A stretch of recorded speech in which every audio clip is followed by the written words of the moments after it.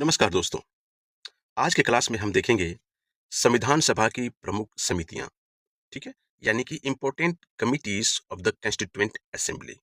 Okay, उसके बाद हम देखेंगे संविधान का स्रोत, यानी कि सोर्सेस ऑफ द कॉन्स्टिट्यूशन। ठीक है, जैसा कि प्रीवियस क्लास में आपको मैं कॉन्स्टिट्यूएंट असेंबली के बारे में पढ़ाया। ठीक है, the constitutional development of India के बारे में पढ़ाया। ठीक है, तो उसी के बाद जब हमारा कॉन्स्टिट्यूशनल डेवलपमेंट ऑफ इंडिया हो गया, उसके बाद हमारे ये कॉन्स्टिट्यूएंट असेंबली का फॉर्मेशन होगा। कैसे होगा, इसको देखेंगे। ये जो मेरी क्लास होगी, इसमें हम प्री प्लस मेंस अप्रोच से पढ़ाई करेंगे, है ना। प्री प्री का मतलब ये है कि वन डे एग्जाम होते हैं, और वन डे एग्जाम में हमारे कुछ क्वेश्चंस फैक्चुअल पूछे जाते हैं। ठीक है, और मेंस में हमारा डिस्क्रिप्टिव होता है, यानी कि वो कंप्रहेंसिव नॉलेज जरूरत पड़ती है मेंस लिखने के लिए। ठीक है, तो प्री जो एग्जाम होगा, तो उसके लिए मैं एक एक कंसेप्ट आपको फैक्चुअल समझाने की कोशिश करूंगा। ये मेरी इस क्लास में हमारे प्रीवियस ईयर के कुछ जो क्वेश्चंस हैं, पीवाईक्यू जो हैं, उनको सॉल्व करने की कोशिश हम लोग करेंगे। और साथ ही साथ जो हमारा एमसीक्यू है ना, जो एमसीक्यू है, मल्टीपल चॉइस क्वेश्चन, है ना, उसको हम देखेंगे और उसको सॉल्व करेंगे। मेरी क्लास ये यूपीएससी के लिए यूजफुल है। ठीक है, साथ ही साथ जो भी हमारे स्टेट हैं और पीसीएस एग्जाम कंडक्ट कराते हैं, जैसे यूपी पीसीएस हो गया, बीपी पीएससी हो गया, ठीक है, राजस्थान पीएससी हो गया, इन सभी एग्जाम के लिए जहाँ पे जीएस की डिमांड होती है, और जीएस में हमारा पॉलिटी का एक इंपॉर्टेंट रोल है, इस सेगमेंट को आप नहीं छोड़ सकते।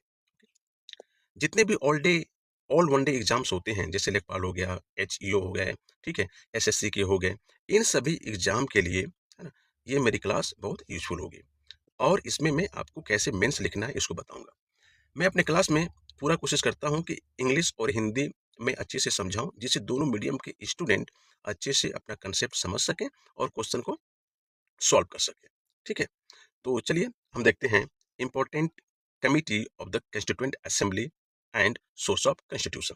इसको समझने के पहले एक छोटा सा जो बैकग्राउंड है उसको हम देखेंगे कि ये चीज हुआ। हम देखेंगे सबसे पहले क्या है कि हम देखेंगे रेगुलेटिंग एक्ट। ठीक है, रेगुलेटिंग एक्ट, जो हमारा रेगुलेटिंग एक्ट है 1773, इसके तहत जो हमारे गवर्नर ऑफ बंगाल थे, उनको गवर्नर जनरल ऑफ बंगाल बना दिया गया, और वारेन हास्टिंग साहब हमारे first governor general of Bengal बने। तो इसने क्या किया कि सेंट्रलाइजेशन लाइजेशन इसने शुरुआत किया। ठीक है, एक एक कंसेप्ट आराम से समझिएगा। सेंट्रलाइजेशन यहाँ से शुरू हो गया। ठीक है, इसके बाद हुआ हमारा पिट्स एक्ट आया। तो जो हमारा पिट्स एक्ट आया, ये कब आया? 1784। इसने क्या किया कि कंपनी का जो कंट्रोल है दो भागों में डिवाइड कर दिया। किसमें किया? एक कोर्ट ऑफ डायरेक्टर डायरेक्टर और एक हमारा board of control.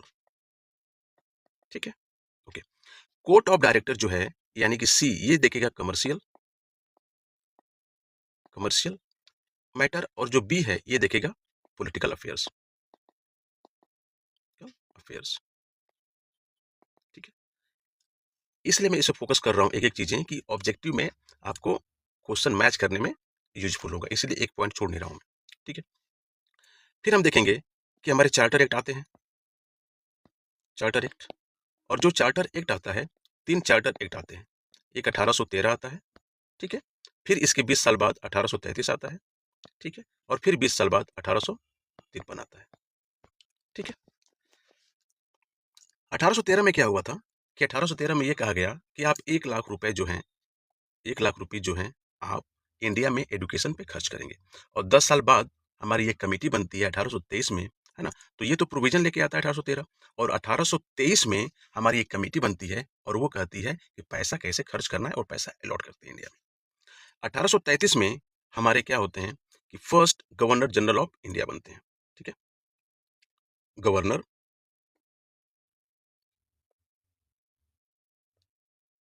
General of India. ठीक है, और ये कौन रहते हैं? William Bentinck. ठीक है, 1800 ये हमारे बन गए। अब 1833 में जब ये हो गए, तो पूरे इंडिया पे इनका कमांड हो गया और फुल्ली सेंट्रलाइज्ड हो गया है। 1853 भी, ठीक है, इसको भी देखेंगे। उसके बाद हम देखेंगे कि इंडियन काउंसिल एक्ट, इंडियन जो इंपॉर्टेंट है उसी को बता रहा हूं मैं। Indian council act 1861। Indian council act 1861 था। अब क्या है कि इसमें क्या हुआ कि जो हमारे गवर्नर का, ठीक है, गवर्नर जनरल की जो कमेटी थी, एग्जीक्यूटिव और लेजिस्लेटिव कमेटी, उसमें पहली बार इंडियन को पार्टिसिपेट करने का मौका मिला, यानी कि उनको अलाउ किया। अब तक जो चल रहा था वो पूरा ब्रिटिश के अंडर चल रहा था, लेकिन अब पहली बार, फर्स्ट टाइम, ठीक है, एंट्री ऑफ इंडियन, ठीक है। और ये इस जो पहले एंट्री की उसमें कौन थे? तीन लोगों को एंट्री कराया गया था। कौन कौन? एक महाराजा ऑफ पटियाला, राजा ऑफ बनारस और सदनकर राव, ठीक है। इन तीनों को पहले कराया गया। तो जो ब्रिटिश जो गवर्नमेंट था, जो लॉ बनाता था, लॉ मेकिंग बॉडी में इनको इंक्लूड किया गया कि आप आइए और देखिए। तो ये बस जाके पार्टिसिपेट करते थे, इनका कुछ ज़्यादा योगदान नहीं था, ठीक है। फिर हम देखेंगे कि 1892 में क्या हुआ। 1892 में होता है ये कि ये जो इंडियन है, ये हमारे बजट पे, ठीक है, बजट पे डिस्कस कर सकते हैं, प्लस क्वेश्चन पूछ सकते हैं। ये हमारा हुआ, ठीक है। फिर देखेंगे, लेकिन इसमें सप्लीमेंट्री क्वेश्चन वो पूछ नहीं सकते थे, यानी कि यदि कोई सब क्वेश्चन पूछे हैं वो, गवर्नमेंट ने उसको आंसर दिया है, यदि आंसर अप्रोप्रिएट नहीं लगा तो फिर क्वेश्चन आप पूछ सकते हैं कोई मेंबर, लेकिन इसमें था कि इंडियन को अलाउ नहीं था, ठीक है। फिर 1909 में, ठीक है, 1909 में क्या हुआ कि जब मोरले मिंटो रिफॉर्म आया, है ना, मोरले मिंटो मिंटो रिफॉर्म, ठीक है। आप मिंटो को जानते हैं कि फादर ऑफ द कम्युनल जो रिप्रेजेंटेशन है उसको बोला जाता है। तो 1909 में बोला गया कि आप सप्लीमेंट्री क्वेश्चन भी कर सकते हैं। सप्लीमेंट्री क्वेश्चन यानी कि जो भी क्वेश्चन कर रहे हैं उसका जवाब सही से नहीं मिल रहा है तो फिर उसको आप पूछ सकते हैं, ठीक है। लेकिन आप देखिए इसमें क्या किया कि इसने शुरुआत कर दिया 1909 से, एक, क्योंकि देखिए 1861 में हमारे इंडियन लॉ बनाने का प्रोसेस देखना शुरू किए, कैसे लॉ बनता है, कैसे कॉन्स्टिट्यूशन इम्प्लीमेंट होता है, कॉन्स्टिट्यूशन कैसे वर्क करता है। तो पहले जाके पार्टिसिपेट करना शुरू किया 1861 से। 1892 में हमारे बजट और कुछ क्वेश्चन पे पूछ सकते थे, लेकिन 1919 में ये हमारा सप्लीमेंट्री क्वेश्चन भी कर सकते थे। और 1919 में क्या हुआ कि हमारा सेपरेट इलेक्टोरेट हुआ, सेपरेट इलेक्टोरेट इलेक्टोरेट किसको दिया गया? सेपरेट इलेक्टोरेट मुस्लिम को, ठीक है, ये दे दिया गया। यानी कि अब मुस्लिम का चुनाव होगा, मुस्लिम आएंगे, ये भी यानी कि मुस्लिम भी पार्टिसिपेट करेंगे। Very good. अब देखेंगे फिर हमारा मोंटास्क्यू, चेम्सफोर्ड, 1919, ठीक है। इसमें क्या हुआ था कि जो भी इनको भी सेपरेट इलेक्टोरेट दिया गया, किसको? सेपरेट इलेक्टे इलेक्टोरेट दिया गया, किसको? ये दिया गया इसमें जो इंडियन क्रिश्चियन थे उनको दिया गया, ठीक है। सिख थे उनको दिया गया, ठीक है। जो एंग्लो इंडियन जो क्रिश्चियन थे उनको दिया गया, ठीक है। यूरोपियन इनको दिया गया, ठीक है। इन सबको दे दिया गया सेपरेट इलेक्टोरेट, ठीक है। और सेपरेट इलेक्टोरेट का देखेंगे तो फिर इसमें क्या था? बाइकैमरलिज्म,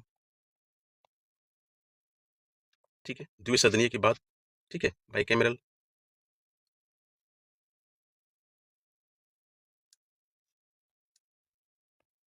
द्विसदनीय आ गया, ठीक है। फिर इसके बाद 1919 में क्या हुआ? सेपरेट बाइकैमरल, ओके, ये इंपॉर्टेंट है। इसके बाद फिर क्या हुआ कि फिर हमारा आया 1935, तो जो गवर्नमेंट ऑफ इंडिया एक्ट, ठीक है। लेकिन इससे पहले हम देखेंगे एक हमारा आया कम्युनल अवार्ड, ठीक है, अवार्ड, कम्युनल अवार्ड जो आया, यानी कि थर्ड राउंड टेबल कॉन्फ्रेंस के बाद इसमें जो हमारे मैकडोनाल्ड थे पीएम इंग्लैंड के, उन्होंने कम्युनल अवार्ड लेके आया और कहा कि जो हमारे डिप्रेस्ड क्लास यानी कि एससी जो हैं, उनको भी हम सेपरेट देंगे इलेक्टोरेट देंगे, ठीक है। तो इसका जो हुआ अपोज हुआ, ठीक है, गांधी जी यरोदा जेल में रह के इसका अपोज किए, ठीक है। तो हमारा क्या हुआ? पूना पैक्ट बना। पूना पैक्ट किनके किनके बीच में बना? अंबेडकर जी और गांधी जी के बीच में, ठीक है। सिग्नेटरी जो सिग्नेटरी थे वो हमारे मदन मोहन मालवीय भी थे। इसमें यह कहा गया कि दलित को यानी जो डिप्रेस्ड क्लास हैं, उनको हम सेपरेट इलेक्टोरेट नहीं देंगे, लेकिन इनको हम रिजर्वेशन देंगे। ठीक है? रिजर्वेशन देंगे और जितनी आपको सेपरेट इलेक्टोरेट के माध्यम से सीट मिलेगी, उससे कहीं अधिक सीटें आपको रिजर्वेशन के थ्रू दिया जाएगा। ठीक है? ओके। जब हमारा government government of India act 1935 आया, तो आप देखेंगे गवर्नमेंट ऑफ इंडिया एक्ट 1935 जब आ रहा है, तो जो भी हमारे मुस्लिम को रिप्रेजेंटेशन देख रहे हैं आप, सेपरेट इलेक्टोरेट, ठीक है? फिर 1919 में देखेंगे कि सिख हो गया, ठीक है? क्रिश्चियंस हो गए, उनको सेपरेट इलेक्टोरेट। लेकिन 1932 में हमारे जो कहा गया था कि हम डिप्रेस्ड क्लास को भी हम देंगे सेपरेट इलेक्टोरेट, वो पुनः पैक्ट के माध्यम से रिजर्वेशन में कन्वर्ट हो गया। यानी कि गवर्नमेंट ऑफ इंडिया एक्ट 1935 में कॉन्स्टिट्यूशन में पार्टिसिपेट करने के लिए, ठीक है, लोगों का जो रिप्रेजेंटेशन है, उनको चेक करने के लिए क्या किया गया कि इसने, ठीक है, वुमेन वुमन को भी, ठीक है, और लेबर लेबर को भी इंक्लूड कर दिया। और जो पहले से, यानी कि मुस्लिम मुस्लिम सिख, ठीक है, क्रिश्चियन, यूरोपियन, ठीक है, एंग्लो इंडियन,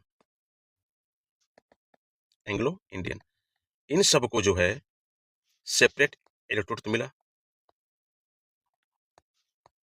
इलेक्टोरेट तो मिला, ठीक है, इन सबको 1935 में सेपरेट इलेक्टोरेट मिल गया।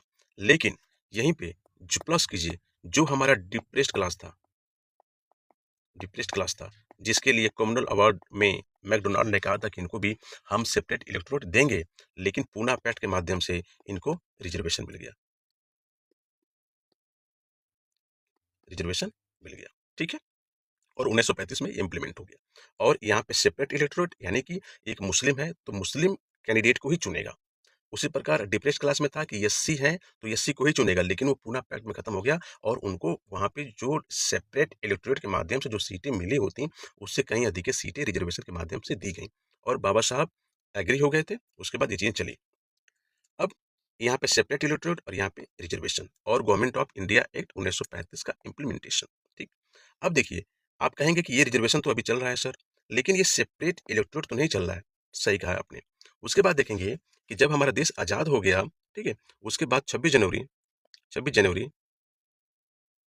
1950 को जब हमारा कॉन्स्टिट्यूशन इम्प्लीमेंट हो गया पूरे इंडिया में, है ना, तो 1950 में ही हम देखेंगे कि ये जो सेपरेट इलेक्टोरेट का कंसेप्ट था, सेपरेट इलेक्टोरेट टोरेट का जो कंसेप्ट था, वो खत्म कर दिया गया। ठीक है। और और अभी आप देखेंगे कि जो 332 में और 333 334 में आप देखेंगे, 334 में कि जो एंग्लो इंडियंस थे स्टेट में, उनको जो रिजर्वेशन मिल रहा था, उसको भी खत्म कर दिया गया। ठीक है। तो धीरे धीरे वो चीजें ये खत्म हुई। ठीक है। ओके। तो इस तरीके से अब जो कंसेप्ट चल रहा है वो रिजर्वेशन का चल रहा है। ओके। इतना सब इंप्लीमेंट होने के बाद अब आप देखेंगे कि जो कंस्टिट्यूंट असेंबली थी, है ना, देश हमारा आजाद हो गया। ओके। 15 अगस्त 1947 को हमारा देश आजाद हो गया। लेकिन हमारा देश आजाद हो गया तो आजाद हो गया, लेकिन जो लोग आजाद हुए हैं वो किस तरीके से चलेंगे, उसके लिए एक हमारा कॉन्स्टिट्यूशन चाहिए था, एक हमारा संविधान चाहिए था। ठीक है। अब वो संविधान चाहिए था, तो संविधान बनाने के लिए क्या होगा कि हमें एक कॉन्स्टिट्यूंट असेंबली चाहिए। ठीक है। तो आप देखेंगे कि अब इसका बैकग्राउंड क्या है कि 1934 याद कीजिए, 1934 एक है। इसमें क्या है कि एक स्वराज पार्टी है। स्वराज पार्टी स्वराज पार्टी कहती है, ठीक है, कि हमें संविधान सभा निर्माण करना चाहिए, हमारा भी एक संविधान सभा होना चाहिए। ठीक। ये जो आइडिया था एम एन रॉय का था। एम एन रॉय, इन्होंने फर्स्ट आइडिया दिया था कि हमारे कॉन्स्टिट्यूट असेंबली का। इसके बाद देखेंगे कि हमारा आईएनसी जो है, इंडियन नेशनल कांग्रेस पार्टी जो है, 1934 में ही हमारा एक प्रपोजल रखा, ऑफिशियल प्रपोजल रखा, ठीक है, ब्रिटिश गवर्नमेंट के सामने कि हमें हमारा कॉन्स्टिट्यूट असेंबली बनाने की अनुमति दी जाए। ठीक। जब ये चीज चला तो हमारा फिर अगस्त 1940 में हमारा क्या आया, अगस्त ऑफर। अगस्त ऑफर ने कहा कि ठीक है, चलिए आपकी जो डिमांड है कंस्टिट्यूएंट असेंबली की, उसको हम एक्सेप्ट करते हैं। उसने कर लिया। ठीक। एक्सेप्ट करने के बाद फिर हमारा क्रिप्स आया, क्रिप्स मिशन। क्रिप्स मिशन आया। इसने कहा कि ठीक है, जो अगस्त ऑफर 1940 के अंतर्गत हम कॉन्स्टिट्यूएंट असेंबली निर्माण करने का जो प्रोविजन एक्सेप्ट किए हैं, लेकिन इसमें कैसा फॉर्मेट होना चाहिए, है ना? तो इन्होंने दिया कि क्या प्रोसीजर होनी चाहिए, ठीक है? प्रोसीजर क्या होना चाहिए? यानी प्रोसीजर में क्या कि जो हमारे प्रोविंस हैं, प्रोविंस वहाँ से कितने मेंबर आएँगे और जो हमारे प्रिंसली स्टेट हैं, यानी कि देशी रियासतें जो हैं, वहाँ से कितने आएँगे और जो हमारे प्रांत हैं, वहाँ से कितने-कितने मेंबर आएँगे, वो सबको इसने क्रिप्स ने डिसाइड किया। फिर हम देखेंगे 1946 यानी कि कैबिनेट मिशन। तो ये कैबिनेट मिशन ने क्या किया कि सब कुछ यहाँ से शुरुआत हुई, इन्होंने एक्सेप्ट किया, इन्होंने प्रपोजल बना दिया, प्रोसीजर दे दिया और कैबिनेट मिशन 1946 ने क्या किया? स्टेबलाइज किया। स्टेबलाइज किया। क्या स्टेबलाइज किया? Constituent assembly. कॉन्स्टिट्यूएंट असेंबली, ठीक है? अब ये जो कॉन्स्टिट्यूएंट असेंबली बनी, ठीक है? अब इसमें हमारे कितने मेंबर थे? 389, ठीक है? ये सब मिले और हमारा कॉन्स्टिट्यूएंट असेंबली क्रिएट हुई। यहाँ तक और कॉन्स्टिट्यूएंट असेंबली के बारे में कौन पार्टी कितनी जीती उस सब के बारे में आपको बता चुका हूँ। जैसे हमारा 296 सीटें प्रोविंस को था, ठीक है? 93 सीटें हमारी प्रिंसली स्टेट को थी, यानी देशी रियासतें, ठीक है? ये सब थी।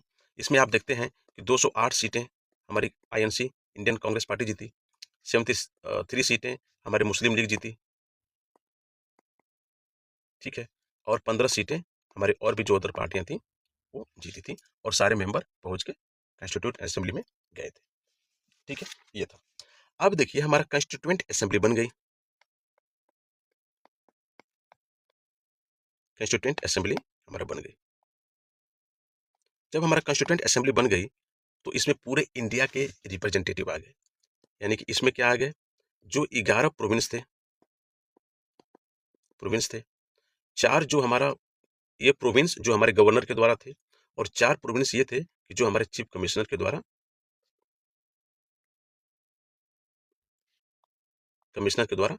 ऑर्गेनाइज थे, यानी कि ये हो गए। प्लस जो हमारे प्रिंसली स्टेट थे, ठीक है? जिसमें आपका जम्मू कश्मीर आ गया, हैदराबाद, ठीक है? जूनागढ़, ठीक है? ईटीसी, ये सब आ गए।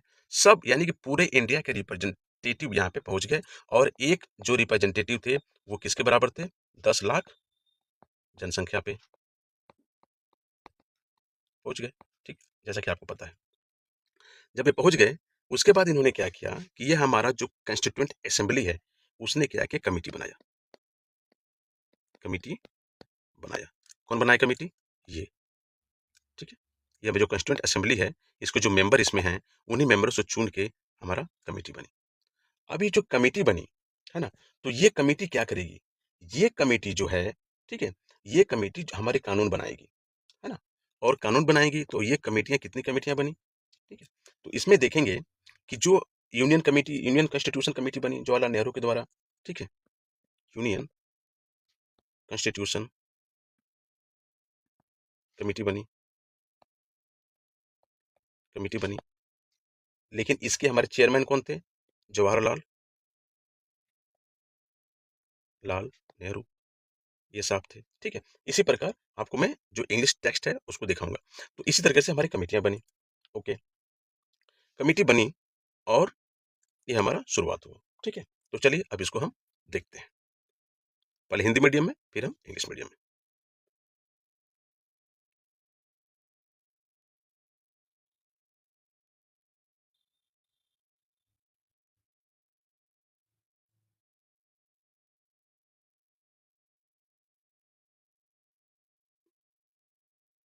ठीक है? संविधान सभा, है ना? संविधान सभा द्वारा अपने विभिन्न कार्यों को संपादित करने के लिए अनेक समितियों का गठन किया गया। प्रमुख समितियां एवं उनके अध्यक्षों का विवरण इस प्रकार है। संघीय संविधान समिति, यानी कि हमारे संघीय, तो संघीय रहेंगे तो हमारे पंडित जवाहरलाल नेहरू रहेंगे। प्रक्रिया विशेषज्ञ नियमों संबंधी समिति, ठीक है? यानी कि जो हमारा कमिटी ऑन रूल्स और प्रोसीजर्स हैं उसके हमारे रहेंगे डॉक्टर राजेंद्र प्रसाद, वेरी गुड। फिर हमारा स्टेयरिंग यानी संचालन समिति के अध्यक्ष कौन बने? डॉक्टर राजेंद्र प्रसाद। और जो प्रारूप समिति थी यानी कि ड्राफ्टिंग कमेटी थी उसके अध्यक्ष कौन बने? डॉक्टर बी राम अम्बेडकर साहब, ठीक है? ओके।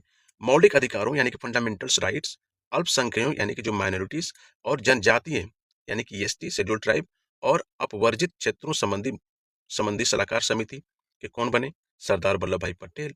लेकिन ये हमारी कमेटी बनी, लेकिन मूल अधिकार फंडामेंटल राइट्स की हमारे उप समिति यानी कि सब कमेटी कौन में के चेयरपर्सन कौन बने, चेयरमैन कौन बने? वो हमारे जेपी कृपलानी। अल्पसंख्यक उप समिति, ये इंपॉर्टेंट याद रखिएगा, उप जहां लग गया उसका अलग। तो जो अल्पसंख्यक यानी माइनॉरिटी के जो हमारे सब कमेटी है उसके चेयरमैन कौन बने? H C Mukherjee. H C Mukherjee ये कौन है? एच सी मुखर्जी वही हैं कि जो हमारे first vice president of constituent assembly बने। ठीक है। डॉक्टर राजेंद्र प्रसाद तो हमारे पहले चेयरमैन थे किसके? कॉन्स्टिट्यूंट असेंबली के। लेकिन पहले वाइस चेयर पर्सन कौन थे, प्रेसिडेंट कौन थे? H C Mukherjee. ठीक है। उसके बाद देखेंगे कि जो हमारे पूर्वोत्तर सीमांत जनजातीय क्षेत्रों और असम के अपवर्जित एवं आंशिक रूप से अपवर्जित क्षेत्रों संबंधी उप समिति सब कमेटी के बारे में बात हो रही है, वो गोपीनाथ बरदोलोई ये बने। अपवर्जित और आंशिक रूप से अपवर्जित क्षेत्रों असम के अतिरिक्त संबंधित जो हमारी उप समिति थी उसके कौन बने? एवी ठक्कर साहब। ठीक है। फिर हमारा है संघीय शक्तियों, जहां भी संघीय आएगा वहां पे आप पंडित जवाहरलाल नेहरू को क्लिक कर दीजिएगा। ठीक है। और जो भी हमारे प्रांत आएगा संघीय में पंडित जवाहरलाल नेहरू को याद कीजिएगा, और जहां भी हमारे प्रांत आएंगे, प्रोविंस आएंगे, वहां सरदार वल्लभ भाई पटेल रहेंगे। ठीक है। ऑर्डर ऑफ बिजनेस समिति, तो ऑर्डर ऑफ बिजनेस यानी कार्य संचालन का के एम मुंशी साहब। के एम मुंशी साहब कौन थे? ठीक है।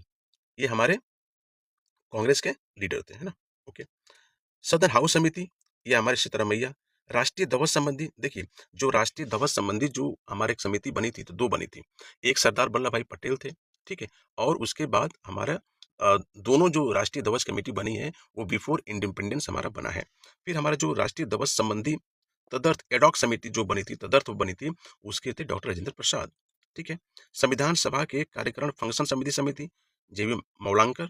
ठीक है। और राज्यों संबंधी, तो जहाँ पे राज्य संबंधी समिति यानी कि पूरे स्टेट को जब लेके चलेंगे तो पंडित जवाहरलाल नेहरू। वित्त एवं स्टाफ समिति डॉक्टर राजेंद्र प्रसाद। और हमारे प्रत्यय पत्र संबंधी समिति तो अल्लादी कृष्णा स्वामी अय्यर। और यही हमारे अय्यर साहब इसमें थे, ड्राफ्टिंग कमेटी के भी मेंबर थे। ठीक। प्रारूप समिति है, तो प्रारूप समिति में देखेंगे कि इसके अध्यक्ष डॉक्टर बी आर अम्बेडकर थे। ठीक है। और कुल 7 मेंबर थे। ठीक है। इसमें अध्यक्ष ये बने डॉक्टर बी आर अम्बेडकर, और 6 और मेंबर थे। उसमें हमारा अयंगर साहब थे, अय्यर साहब थे, के एम मुंशी साहब थे, सादुल्ला थे, बी एल मित्र थे। ठीक है। और केतान साहब थे। ओके। ये लोग थे। यहाँ पे आप देखेंगे कि देखिए मित्र साहब मरे, मित्र साहब मरे। तो जब हमारे मित्र साहब मरने के बाद, इनके मरने के बाद हमारे माधव राव हमारे बने, इनके जगह पर ले लिए। फिर हमारे खेतान खैतान खैतान साहब का भी अनटाइमली डिमाइज हो गया, इनकी मृत्यु हो गई। और इनकी जगह पे हमारे कौन आ गए? खैतान साहब की जगह पे कृष्णमाचारी।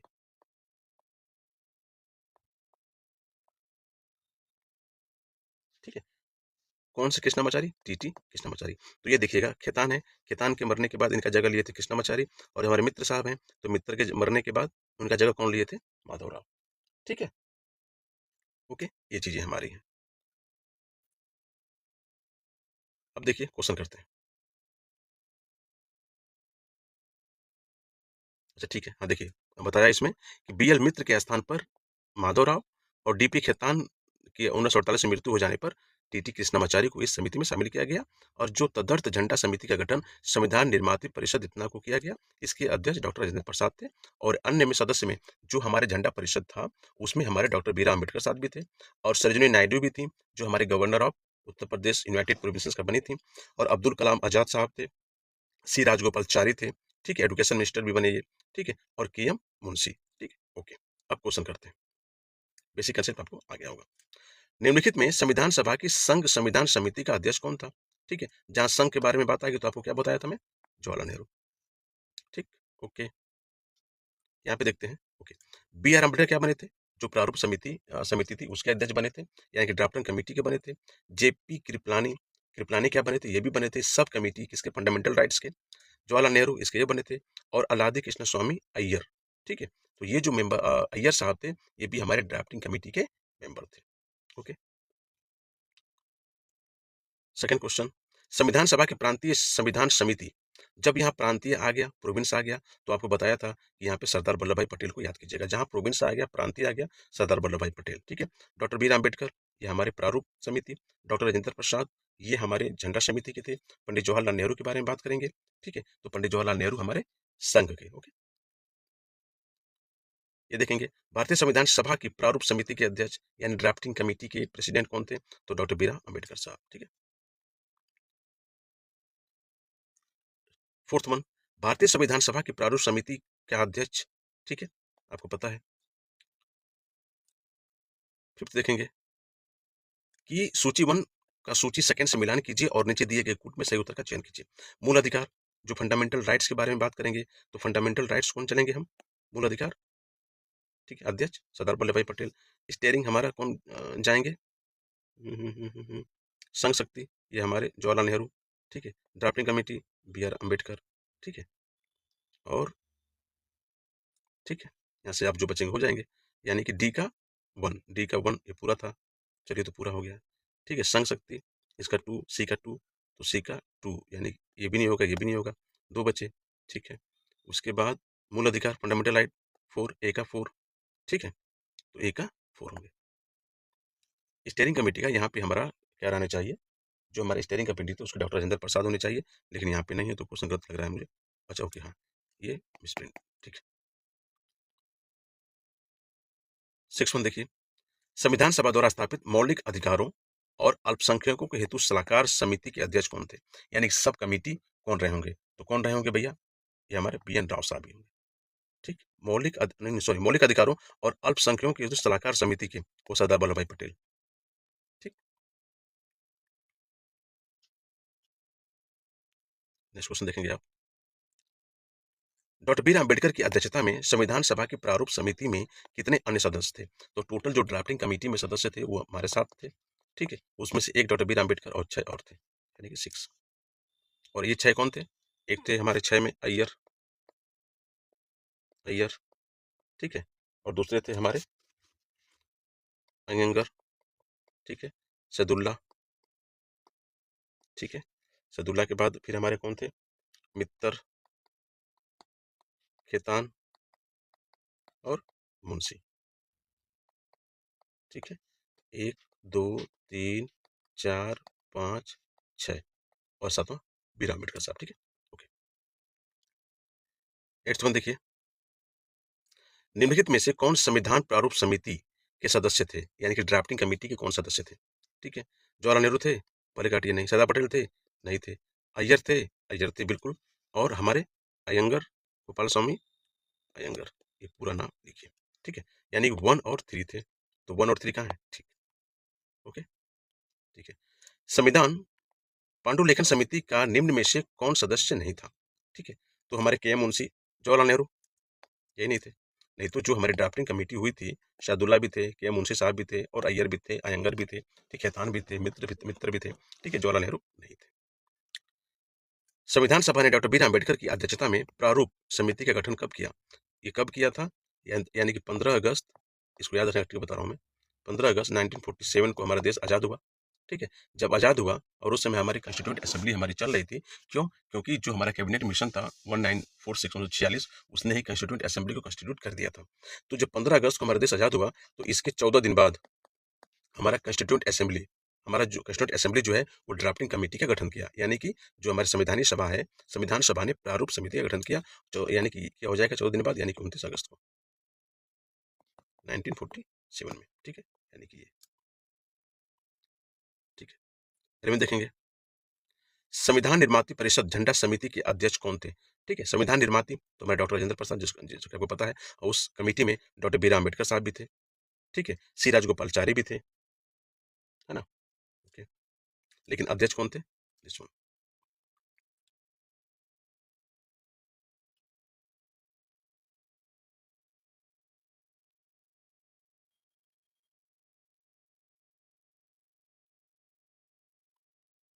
ठीक, ओके। अब देखेंगे संविधान का स्रोत देखेंगे, ठीक है, कि संविधान का स्रोत कहाँ से लिया गया। पहले, भारतीय संविधान का अधिकांश भाग भारत सरकार अधिनियम 1935 यानी गवर्नमेंट ऑफ इंडिया एक्ट 1935 से लिया गया है। ब्रिटेन के संविधान द्वारा संसदीय शासन पद्धति, विधि का शासन शासन, मंत्रिमंडलीय प्रणाली, एकल नागरिकता, द्विसदनीय प्रणाली, विधायी प्रक्रिया और संसदीय विशेषाधिकार, परमाधिकार लेख, ठीक है, आदि उपबंध लिए गए हैं। वो कहाँ से? ब्रिटेन से। ठीक, ओके। जो हमारा अमेरिकी जो संविधान है, ठीक है, तो हम देखिए इंग्लिश में ये है, जो हमारा ब्रिटिश का संविधान है ना, तो ब्रिटेन के संविधान से हम क्या-क्या लिए, जो हमारे कॉन्स्टिट्यूएंट असेंबली थी, संविधान सभा थी, उसने क्या किया कि जो भी हमारे डेवलप्ड नेशन थे, चाहे जो भी हमारे डेमोक्रेटिक या जो ह्यूमैनिटी पे फोकस करते थे, उन सभी देशों के, डेवलप्ड नेशन के हमारे जो कॉन्स्टिट्यूशन है, उसको स्टडी किया गया। ठीक है? स्टडी करने के बाद क्योंकि हमारे ब्रिटेन में क्या है कि ब्रिटिशर्स रूल कर रहे थे, तो मोस्ट प्रोबेबली 1935 से ही हमारा 60 टू 70% जो भी संविधान में बना है, वो 1935 से ही लिया गया है। गवर्नमेंट ऑफ इंडिया एक्ट 1935 से। लेकिन ब्रिटेन से क्या लिया गया? ब्रिटेन से जो हमारे संसदीय शासन प्रणाली है, यानी कि पार्लियामेंट्री जो एडमिनिस्ट्रेशन सिस्टम है, वहाँ से लिया गया। विधि का शासन, यानी कि रूल ऑफ लॉ, यानी कि विधि का जो शासन है, वो हमारे यहीं से लिया गया। जो हमारे कैबिनेट मिनिस्ट्री सिस्टम था, वो यहीं से लिया गया। एकल नागरिकता, यानी कि सिंगल सिटीजनशिप भी वहीं से लिया गया। द्विसदनीय यानी कि बाइकैमरलिज्म, देखिए बाइकैमरल के बारे में बात करेंगे तो आपको याद रखना पड़ेगा कि जो द्विसदनीय की बात है, ये हमारे गवर्नमेंट ऑफ इंडिया एक्ट 1919 में आ गया था। तो जब गवर्नमेंट ऑफ इंडिया एक्ट 1919 में हमारा द्विसदनीय आ गया था, यानी कि उसमें ब्रिटिशर्स ही थे, तो ऑब्वियसली हमारा माइंड को काम करना चाहिए कि हम ब्रिटेन को ही क्लिक करें, ना कि अमेरिका, चाहे और भी कोई दूसरे ऑप्शन दिए रहेंगे उनको हम सीधे कॉमन सेंस से क्वेश्चन को करेंगे। ओके, विधायी प्रक्रिया समझ गए। संसदीय विशेषाधिकार यानी कि जो पार्लियामेंट्री प्रिविलेज किसको दिया गया, ठीक है, तो वहीं से लिया गया है। परमाधिकार लेख, ये सब ब्रिटेन से लिया गया है। एक चीज आप अमेरिका को देखेंगे, तो अमेरिका में अभी प्रेसिडेंट कौन है? ट्रम्प साहब। आप देखिए कि जब प्रेसिडेंट का चुनाव अमेरिका का होता है, तो कितना कॉम्प्लिकेटेड होता है। वो क्या एक आम नागरिक को समझ में आती है चीजें? तो मैं कहूंगा कि एक आम आदमी को वो चीजें कॉम्प्लिकेटेड समझ में नहीं आती हैं। ठीक है, तो इसलिए जो प्रेसिडेंट का चुनाव हो, वो कहाँ से लिया गया? तो इसलिए प्रेसिडेंट का जो चुनाव हो, राष्ट्रपति का जो चुनाव हो, वो इंग्लैंड और वो अमेरिका से नहीं लिया गया। तो कहाँ से लिया गया? वो लिया गया आयरलैंड से। क्यों? क्योंकि जब आयरलैंड का कॉन्स्टिट्यूशन देखा जा रहा था, तो उसमें था कि वहाँ के जो प्रेसिडेंट का चुनाव होता था, वो हमारा इलेक्टोरेट जो कॉलेज बनता है ना? तो इलेक्टोरल जो कॉलेज बनते हैं उससे होता है, और वो इलेक्टोरल कॉलेज में मेंबर कौन बनते हैं? वो बनते हैं कि जो पार्लियामेंट के इलेक्टेड मेंबर रहते हैं वही, ठीक है? और जो स्टेट लेजिस्लेचर रहता है, यानी कि आप समझिए कि लोकसभा, राज्यसभा और राज्यों की जो विधानसभा हैं, उनमें जो भी हमारे इलेक्टेड मेंबर रहेंगे, वो सब इलेक्टोरल कॉलेज में जाएँगे और वो क्या करेंगे? वोट डालेंगे, प्रेसिडेंट का चुनाव करेंगे। यहाँ पे एक याद रखने वाली बात ये है कि जो हमारे बाइकैमरल की बात कर रहे हैं, यानी कि द्विसदनीय जो है, वो हमारे 6 स्टेट में है। ठीक है? यानी कि जो हमारा,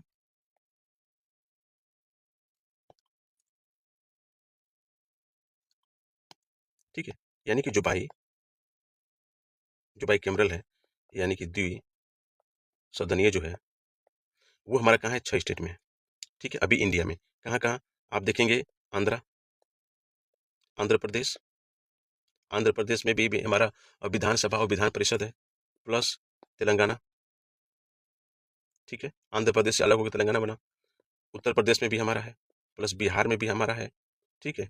और अभी हमारे अजित पवार साहब प्लेन क्रैश में इनकी मृत्यु हो गई, यानी कि महाराष्ट्र, तो महाराष्ट्र भी है और प्लस कर्नाटका,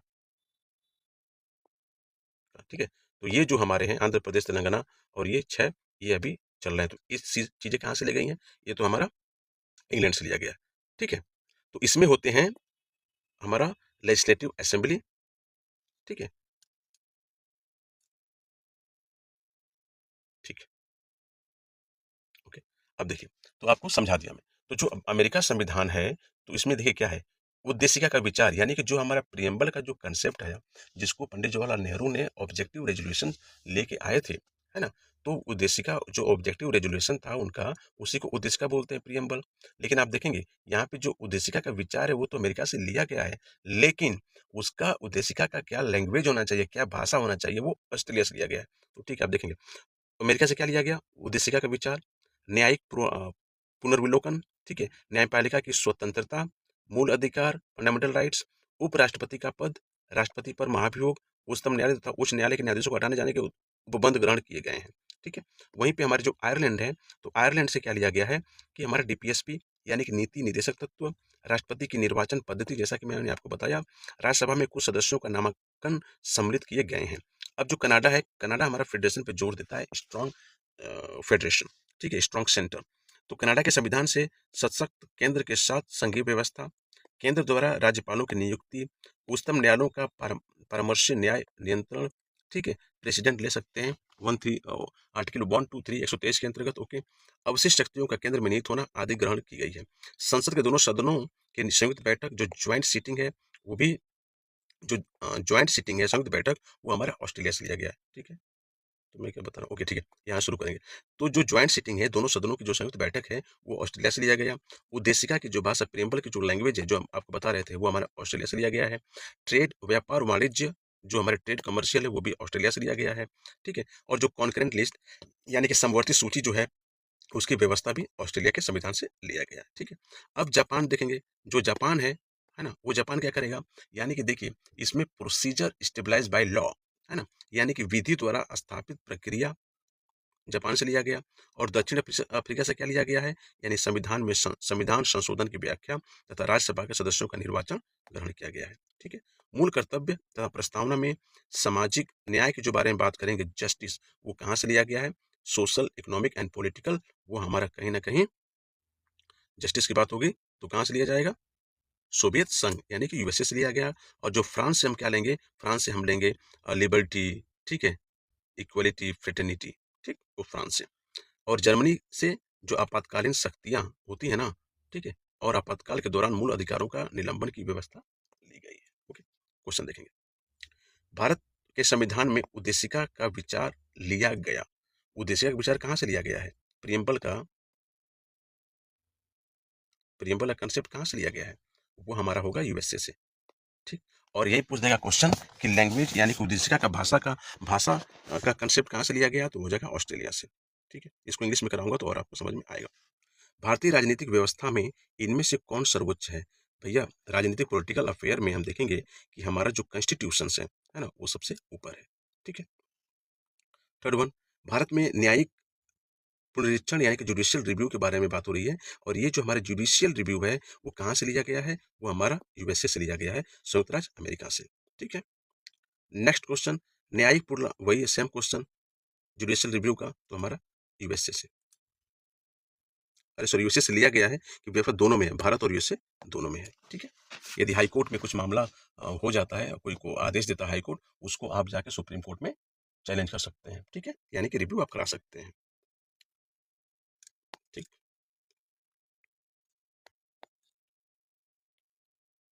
निम्नलिखित में से कौन सा लक्षण भारतीय परिसंघ और अमेरिकी परिसंघ के समान रूप में पाया जाता है, ठीक है। यानी कि अमेरिका में और इंडिया में कौन सा ऐसा है कि जो समान रूप से मिलता है। एक की नागरिकता, देखिए, एक की नागरिकता भारत में तो मिलती है क्योंकि ब्रिटेन से लिया गया है, लेकिन, है ना, हम देखेंगे अमेरिका में ड्यूअल सिटीजनशिप है, यानी कि दो नागरिकता मिलती है। कौन सी, एक हमारे जो स्टेट्स हैं उसकी नागरिकता मिलेगी, और खुद एक हमारा अमेरिका का मिलेगा, ठीक है। तो ये नहीं होगा। संविधान की 3 सूचियां, ठीक है, ये भी नहीं होगी। न्यायपालिका की द्वैधता, देखिए, जुडिशरी जो है यहाँ पे इंडिया में तो एक है, वहाँ पे दो है, दो किस में दो है, अमेरिका में। अमेरिका में दो क्यों है, क्योंकि वहाँ स्टेट हमारा अलग देता है और हमारा सेंट्रल जो उसका वो अलग देता है। संविधान के निर्वचन के लिए परिसंघीय उच्चतम न्यायालय, ये हमारा सही है, ठीक है। सिक्स्थ वन, भारत की संघात्मक व्यवस्था, यानी कि जो फेडरल के बारे में बात हो रही है, तो फेडरल संघात्मक कहाँ से लिया गया है, यानी कि state with strong centre, federal Canada, ठीक। सेवंथ वन, भारतीय संघवाद किस देश की पद्धति पर आधारित है, यानी कि फेडरेशन, यानी फिर वही कनाडा है, ठीक। भारतीय संविधान में राज्यों की संघ की संकल्पना को प्राप्त किया गया। जो राज्यों की संघ है ना, यानी कि यूनियन ऑफ स्टेट्स, तो जो हमारा यूनियन ऑफ स्टेट है, उस यूनियन ऑफ स्टेट का मतलब राज्यों का संघ ये होता है। इसका मतलब ये है कि जो भारत के राज्य हैं वो भारत से अलग नहीं हो सकते। क्यों, क्योंकि ये एग्रीमेंट के तहत नहीं हुआ है, बल्कि सबको सम्मिलित किया गया है, वो एग्रीमेंट पे नहीं है। इसलिए वो उत्तर प्रदेश यदि चाहे कि हम भारत से अलग हो जाएं, वो नहीं हो पाएगा, ठीक है। यदि ये हमारा फेडरेशन रहता, ठीक है, जैसे अमेरिका में है, तो एग्रीमेंट के तहत तो हम अलग हो सकते हैं, बट ये नहीं हो पाएगा, ठीक है। तो ये जो है वो कहाँ से लिया गया है, ठीक है, तो ये हमारे लिया गया है ब्रिटिश नॉर्थ अमेरिका अधिनियम से, है ना, यानी कि सी, ठीक, सही।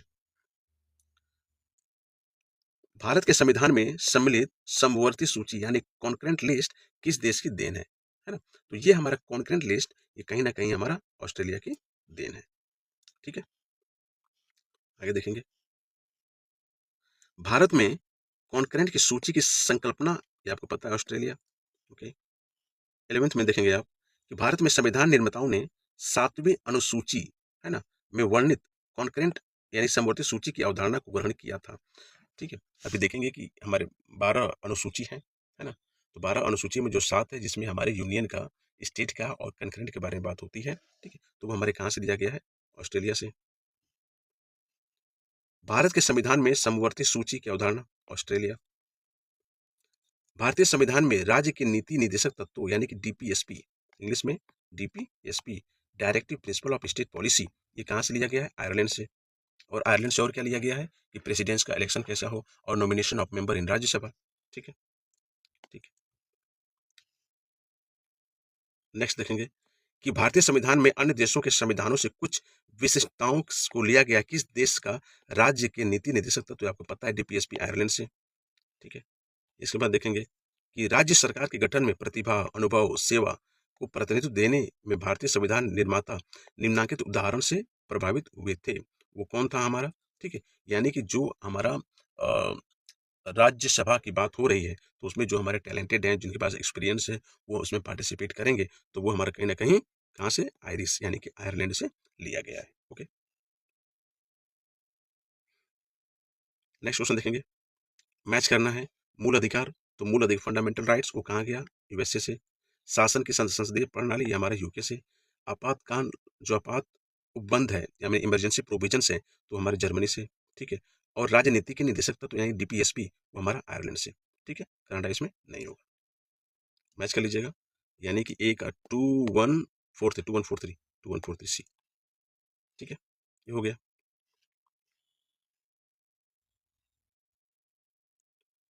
निम्नलिखित में से कौन सा युग्म सही सुमेलित नहीं है? ठीक है, मौलिक अधिकार, संयुक्त राज्य अमेरिका सही है। भारत के नीति निदेशक तत्व आयरलैंड से बिल्कुल सही है। केंद्र की अवशिष्ट शक्तियां, है ना, वो हमारा कहाँ से है? ये हमारा कनाडा से है, जो कि गलत है ना। और आपातकालीन शक्तियां ये हमारी जर्मनी से, यानी कि सी। ठीक है, नेक्स्ट क्वेश्चन देखेंगे। मौलिक अधिकार, तो हमारे मौलिक फंडामेंटल राइट्स कहाँ से लिए गए हैं? फंडामेंटल्स राइट लिए गए हैं अमेरिका से। मौलिक अधिकार फंडामेंटल राइट्स, ठीक है, अमेरिका से। डीपीएसपी ये हमारा आयरिश से। मंत्रिमंडलीय सरकार ब्रिटिश से। और केंद्र ये यानी कि क्या हो जाएंगे? 4-3, ये होगा 4 हो जाएगा, 3 हो जाएगा मंत्रिमंडलीय, ये हमारा 1 हो जाएगा, और ये 2, 4-3-1-2, 4-3-1-2। ठीक है, डी।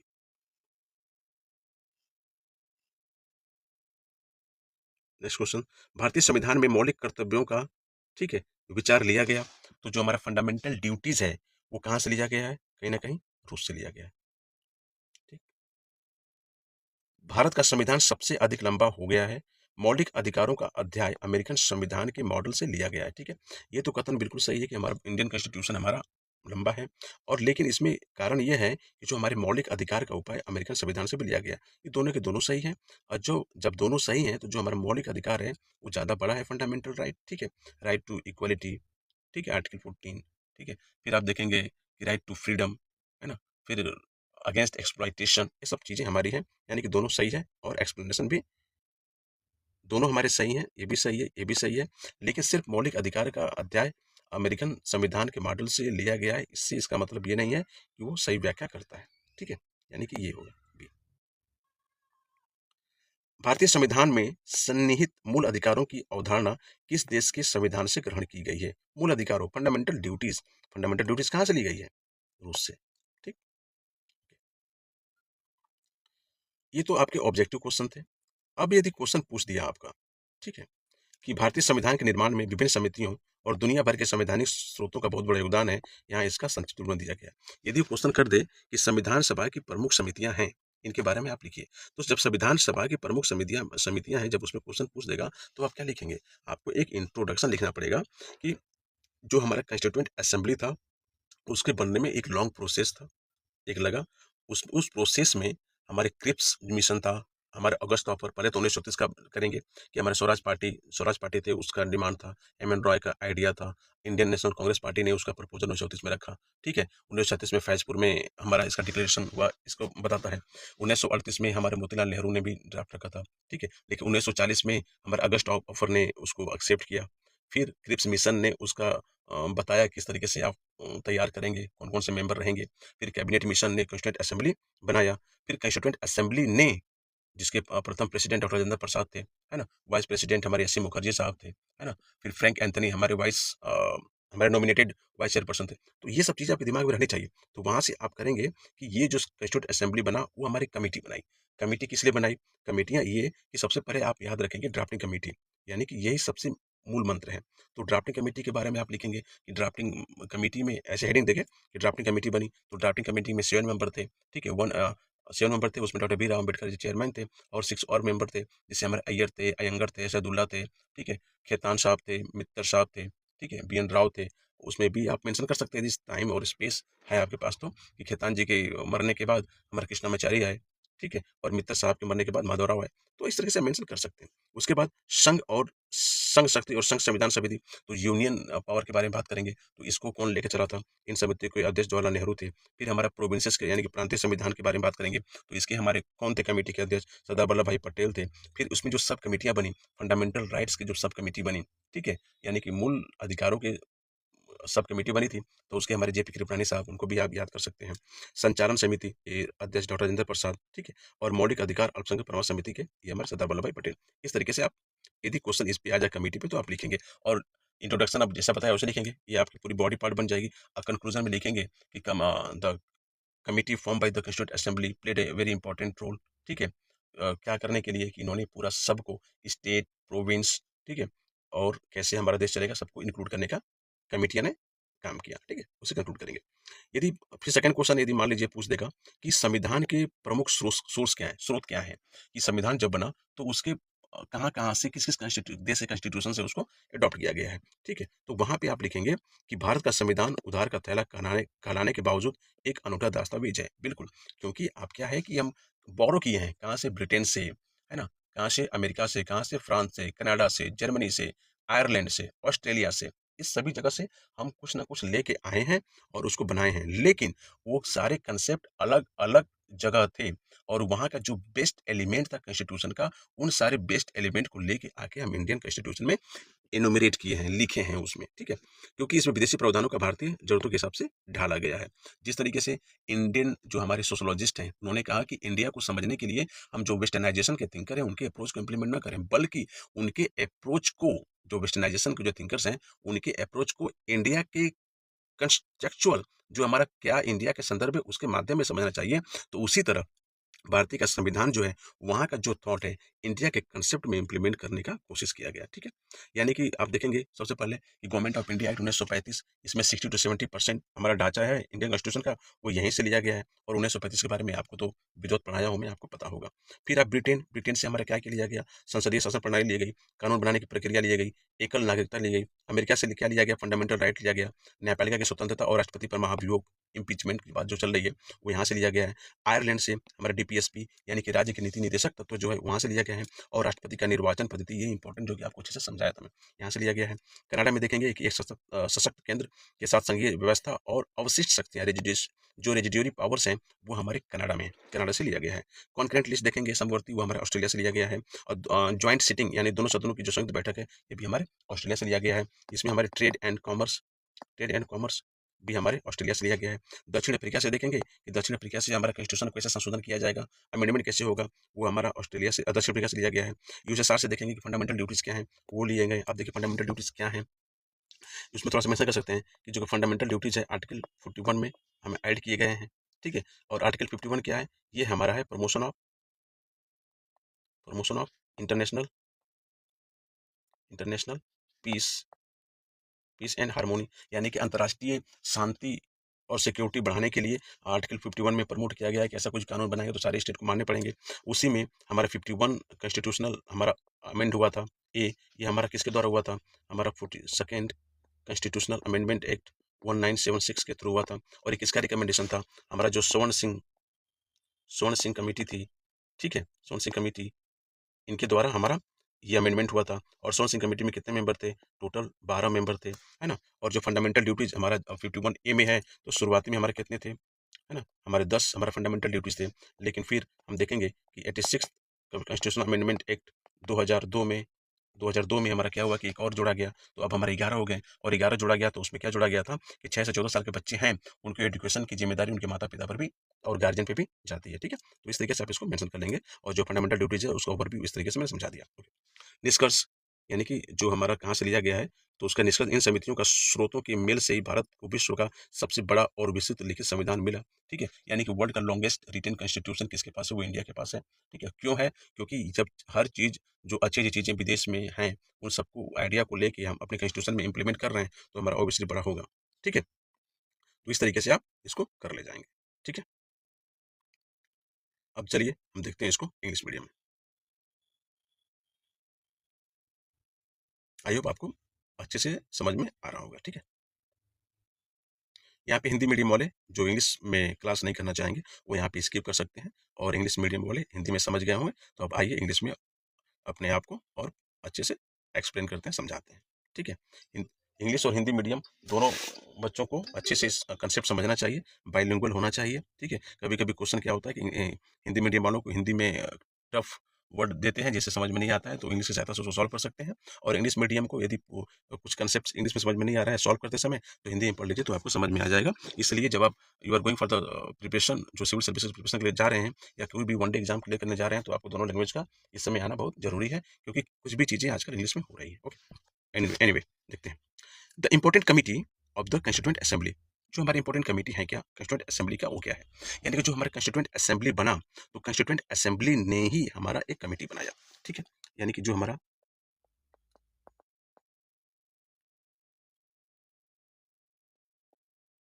कंस्टिट्यूएंट असेंबली जो था, जो हमारा कैबिनेट मिशन के द्वारा बनी हुई थी, इसने क्या किया कि बहुत सारे कमेटी बनाया, ठीक है। एक कमेटी नहीं, यानी कि बहुत सारे कमेटी बनाए।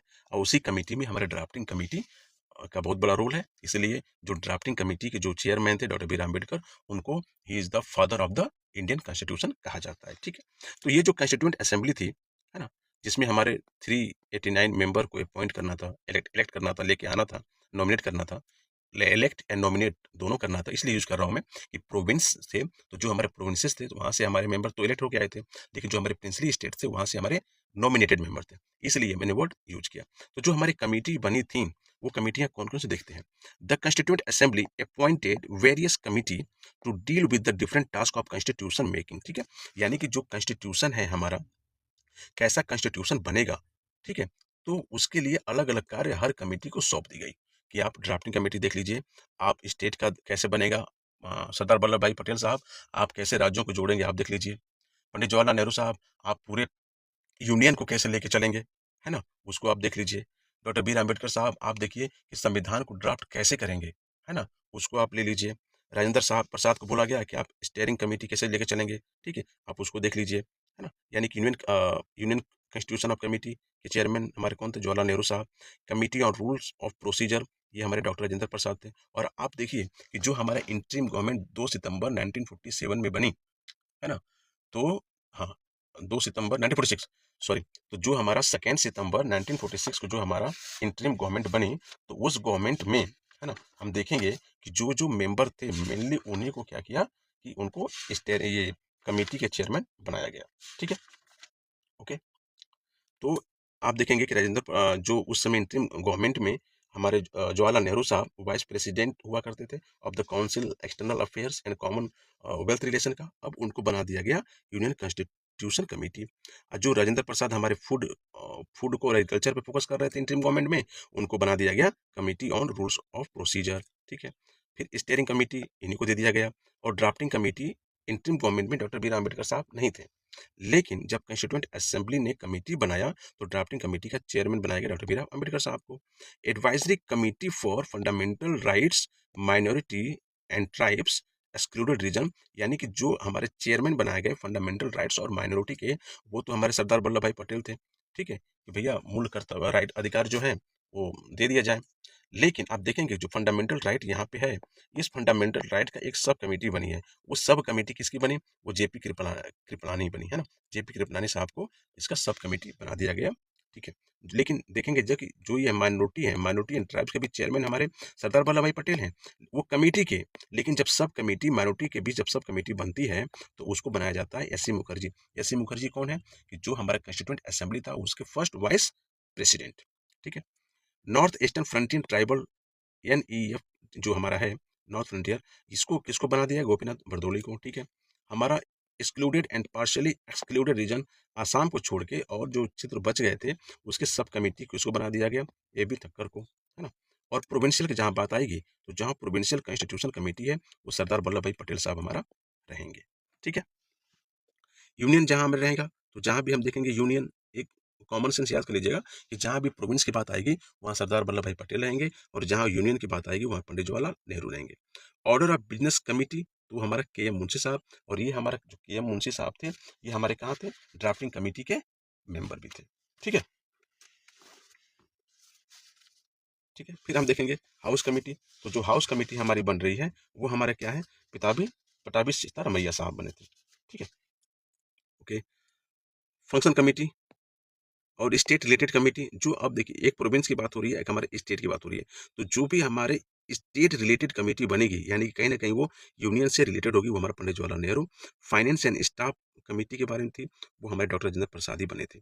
ठीक है। और ये हमारे अय्यर साहब। ओके, ये था। फिर देखेंगे the drafting committee was comprised of 7 member. ठीक है। आपको पता है कि जो हमारा ड्राफ्टिंग कमेटी बनी उसके 7 मेंबर थे। ठीक है। एक हमारे डॉक्टर बी आर अम्बेडकर साहब थे, और उसके बाद हमारे अय्यर थे। ठीक है। गोपाल सोमई अयंगर थे, अयंगर साहब भी थे। उसके यहाँ मुंशी साहब भी थे, जैसा कि आपको पहले बताया कि ड्राफ्टिंग कमेटी के मुंशी साहब थे। फिर सैदुल्ला साहब थे, फिर मित्तर भी थे, फिर हमारे खेतान साहब थे। और खेतान साहब के मरने के बाद हमारे कौन आए? टीटी कृष्णा कृष्णा मचारी। और मित्तर साहब के मरने के बाद कौन आए? माधवराव। हाँ, देखिए ये माधवराव है। ठीक है। और कृष्णा मचारी। ठीक है।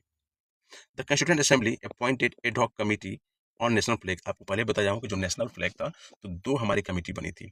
एक हमारे सरदार वल्लभ भाई पटेल थे, और उनके बाद जो हमारे एड हॉक कमेटी बनाई वो हमारे डॉक्टर राजेंद्र प्रसाद थे। और ये दोनों कमेटी जो थी झंडा प्रारूप की, है ना, वो नेशनल फ्लैग की, वो हमारा आज़ादी से पहले बने थे।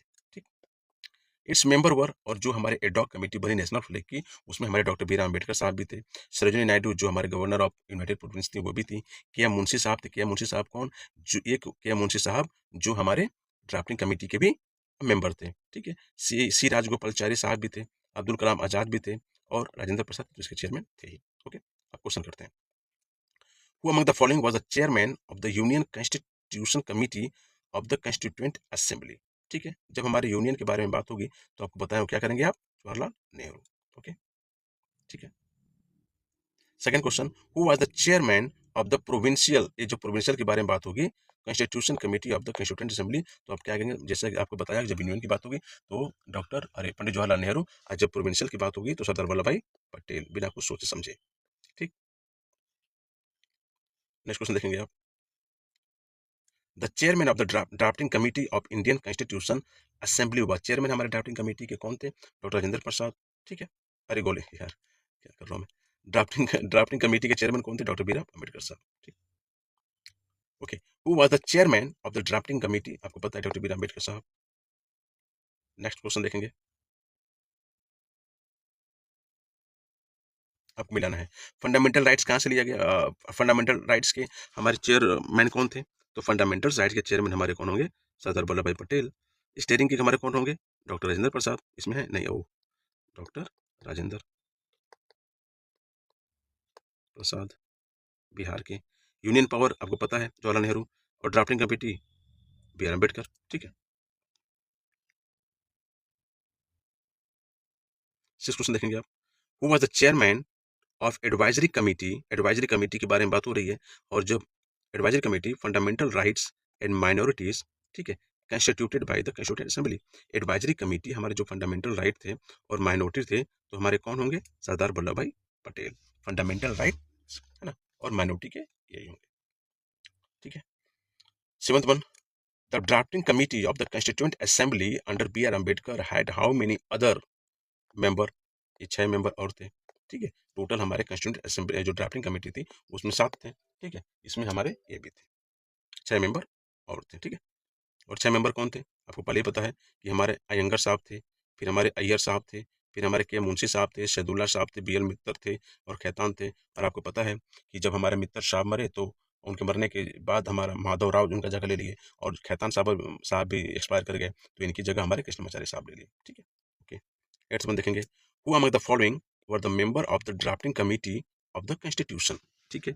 तो हमारे गोपाल स्वामी, है ना, ये हमारे गोपाल स्वामी अयंगर देखेंगे, अयंगर, ठीक है। जवाहरलाल नेहरू, अदाली कृष्णा स्वामी अय्यर, अयंगर भी थे, है ना, अय्यर भी थे, सरदार पटेल नहीं थे, जवाहरलाल नेहरू नहीं थे, यानी कि 1 और 3 होगा, ठीक। Who amongst the following was not a member of the drafting committee? Mohammad Abdullah थे कि मुंशी थे? तो कौन नहीं था?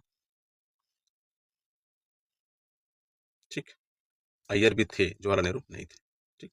D, the constituent assembly The Constituent Assembly set up a drafting committee under the chairmanship of doctor B R Ambedkar on कब? तो आपको पहले बताया हूं मैं कि 15 अगस्त को हमारा देश आज़ाद हुआ, 15 अगस्त 1947 को।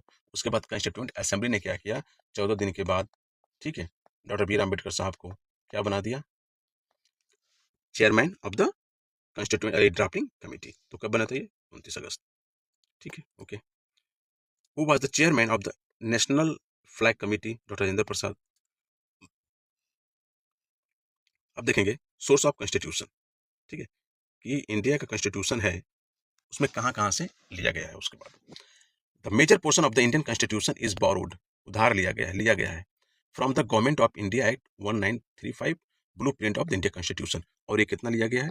60 to 70% जो हमारा अभी का, जो आप संविधान अभी का देखते हैं उसका 60 से 70% जो भाग है वो हमारा कहाँ से लिया गया है? Government of India act 1935। इसीलिए इसको blue print of Indian constitution कहा जाता है। किसको? गवर्नमेंट ऑफ इंडिया एक्ट 1935 को। देखिए इसके बाद देखिए रूल ऑफ लॉ, ठीक है। ब्रिटेन से क्या क्या लिया गया? ये हमारा ब्रिटेन, ब्रिटेन से क्या क्या लिया गया? ब्रिटेन से लिया गया आपका सबसे पहले बात कि यहाँ पे parliamentary form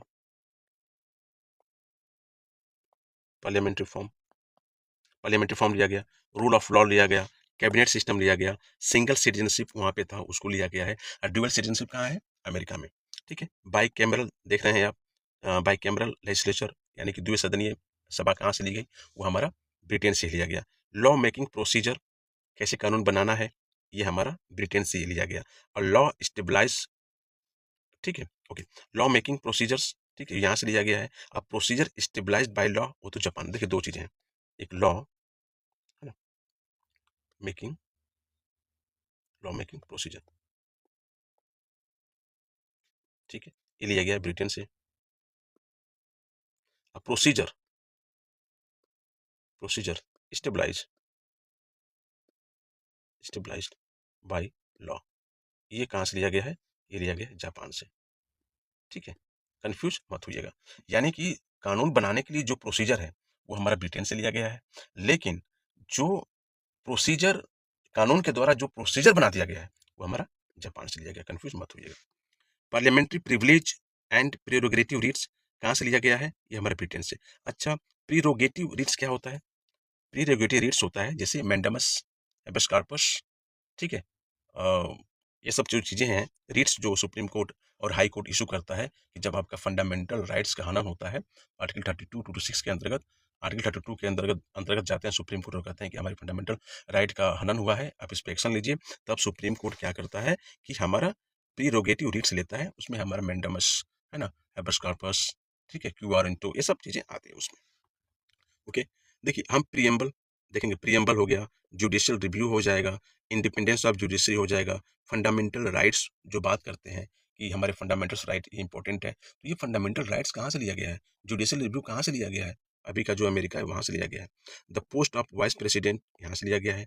procedure of impeachment of president and removal of the supreme court, high court, ये सब कहाँ से लिया गया है? यूएसए से।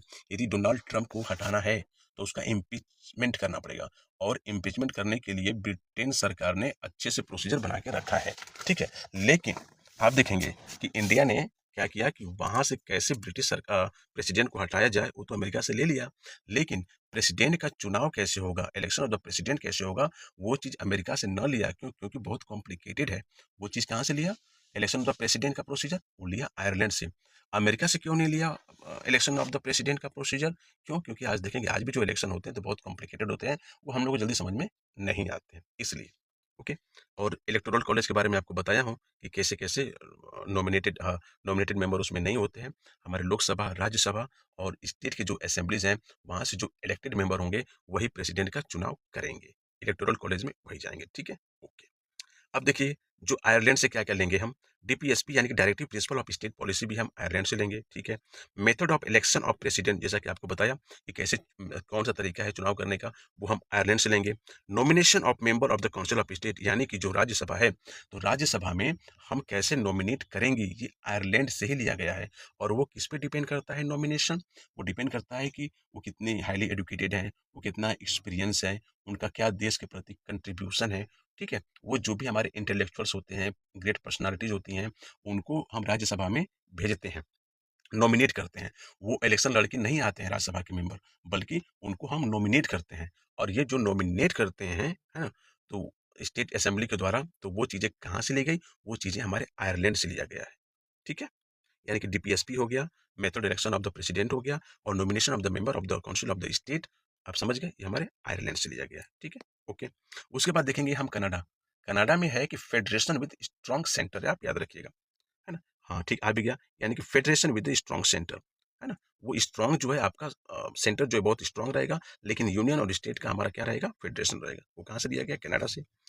Advisory jurisdiction of the supreme court, यानी कि प्रेसिडेंट हमारे क्या करते हैं कि जाके सुझाव लेते हैं। किसे सुझाव लेते हैं? सुप्रीम कोर्ट से। कोई मैटर है तो जाके सुझाव लेंगे। आर्टिकल 123 के तहत, ठीक है? 123, आर्टिकल 143, 143 के तहत, ठीक है? सुझाव लेते हैं। ओके। जो हमारा रेजिड्यूरी पावर है, वो to be vested in the centre and appointment of governor, ठीक है। और ऑफिस ऑफ द गवर्नर हम देखेंगे, तो जो ऑफिस ऑफ द गवर्नर है, वो हमारा गवर्नमेंट ऑफ इंडिया एक्ट 1935 से लिया गया है। लेकिन जो लेकिन अपॉइंटमेंट ऑफ द जो गवर्नर है, वो हमारा कहाँ से लिया गया है? कनाडा से लिया गया है, ठीक है। अब उसके बाद देखेंगे ऑस्ट्रेलिया। ऑस्ट्रेलिया में जो क्या है कि जो ज्वाइंट सीटिंग बैठती है हमारे लोकसभा और राज्यसभा की, जो ज्वाइंट सीटिंग बैठती है, ज्वाइंट सीटिंग क्या बैठती है? ज्वाइंट सीटिंग, यदि मान लीजिए कि बजट पास होने वाले हैं, तो उससे पहले हमारे लोकसभा और राज्यसभा के दोनों दोनों सदन के लोग एक साथ बैठते हैं, ठीक है। तो वो भी ज्वाइंट सीटिंग हो गया, ठीक है। नए साल जब आते हैं, ठीक है, तब पर भी ज्वाइंट सीटिंग बैठ जाती है, ठीक है। ये कोई न्यू सेशंस स्टार्ट होने वाला है, तो तब ज्वाइंट बैठ जाती है। या कोई चीज़ें हैं, कोई बिल पास कराना है, उसके लिए ज्वाइंट सीटिंग बैठ जाती है, ठीक है। तो ये जो कंसेप्ट है ज्वाइंट सीटिंग का, वो कहाँ से लिया गया है? ऑस्ट्रेलिया से। और आप देखिए, जो हमारे प्रियम्बल है, तो प्रियम्बल का आइडिया तो हमारे यूएसए से लिया गया है, लेकिन लैंग्वेज ऑफ द प्रियम्बल है, वो हमारा आइडिया ऑफ जो हमारा प्रियम्बल है, वो तो हमारे अमेरिका से लिया गया है। लेकिन जो हमारा लैंग्वेज ऑफ प्रियम्बल है, भाषा क्या होनी चाहिए लैंग्वेज प्रियम्बल की, वो ऑस्ट्रेलिया से लिया गया है। फ्रीडम ऑफ ट्रेड, कॉमर्स जो है, वो हमारे ऑस्ट्रेलिया से लिया गया है, ठीक है। और आइडिया ऑफ कॉन्करेंट लिस्ट का जो है, वो हमारे ऑस्ट्रेलिया से लिया गया है, ठीक है। प्रोविजन, अब जो हम इमरजेंसी के बारे में बात करेंगे, तो जैसे हमारा इमरजेंसी आए, ठीक है, फाइनेंशियल इमरजेंसी को छोड़ के। क्यों? क्योंकि देखिए 3 तरह की इमरजेंसी होते हैं। एक हमारा नेशनल इमरजेंसी होता है, ठीक है, एक हमारा प्रेसिडेंशियल रूल होता है, और तीसरा हमारा फाइनेंशियल इमरजेंसी होता है। तो इंडिया में तो अभी फाइनेंशियल इमरजेंसी नहीं लगा है, लेकिन तो यही जो इमरजेंसी है, वो इमरजेंसी का कंसेप्ट हमें कहाँ से लिया गया है? जर्मनी से, ठीक है। अब देखिए, जैसा कि आपको बताया कि लॉ स्टेबलाइज्ड, ठीक है, जैसा ये हमारा प्रोसीजर स्टेबलाइज्ड बाय लॉ, ये हमारा कहाँ से लिया गया है? जापान। ये इंपॉर्टेंट है, जैसा कि आपको पहले बताया हूँ, ठीक है। और जो संविधान संशोधन की बात होती है कि संविधान संशोधन हो रहा है, कॉन्स्टिट्यूशनल अमेंडमेंट एक्ट, तो जो हमारा कॉन्स्टिट्यूशन अमेंडमेंट होता है, वो कहाँ से लिया गया है? South Africa. जैसे क्या हुआ, मान लीजिए कि 103, ठीक है, कॉन्स्टिट्यूशनल अमेंडमेंट एक्ट आया। इसने क्या किया? ईडब्ल्यूएस, इकोनॉमिकल जो वीकर सेक्शन है, उनको 10% रिजर्वेशन दिया गया है। कहाँ-कहाँ? जॉब में और एजुकेशन में, ठीक है। तो ये जो कॉन्स्टिट्यूशनल अमेंडमेंट एक्ट आया, तो ये कहाँ से आया है? तो ये आप देखेंगे, ये साउथ अफ्रीका से आया है, ठीक है। अच्छा, साउथ अफ्रीका, ये इंपॉर्टेंट है, ठीक है।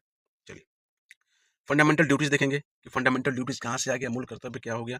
तो मूल कर्तव्य जो है, वो हमारा यूएसएसआर से लिया गया, यानी कि रसिया, यूनाइटेड सोवियत संघ जो है हमारा, है ना। तो पहले हमारा रसिया जो यूरोप का पार्ट जो अभी यूरोप है वो हमारा रसिया का पार्ट हुआ करता था, यूएसएसआर का। यूरोप और रसिया यूएसएसआर के पार्ट हुआ करते थे, लेकिन ये अलग-अलग हो गए। तो उस समय कंसेप्ट जब हमारा देश आज़ाद हुआ, तो उस समय ये कंसेप्ट हम यहाँ से यूएसएसआर से ही, उस समय वो यूरोप और रसिया यूएसएसआर था, तो वहाँ से लिया गया था और वहाँ पर जस्टिस की बात हुई थी, सोशल, इकोनॉमिक एंड पॉलिटिकल और फंडामेंटल ड्यूटीज़, ठीक है। The Republican system, principle of liberty, equality, fraternity, ये सब हम फ्रांस से लिया गया है, ठीक है। ओके, अब फंडामेंटल ड्यूटीज क्या है? फंडामेंटल ड्यूटीज क्या है? तो आपको मैं बताया हूँ कि फंडामेंटल ड्यूटीज जो है, ये हमारा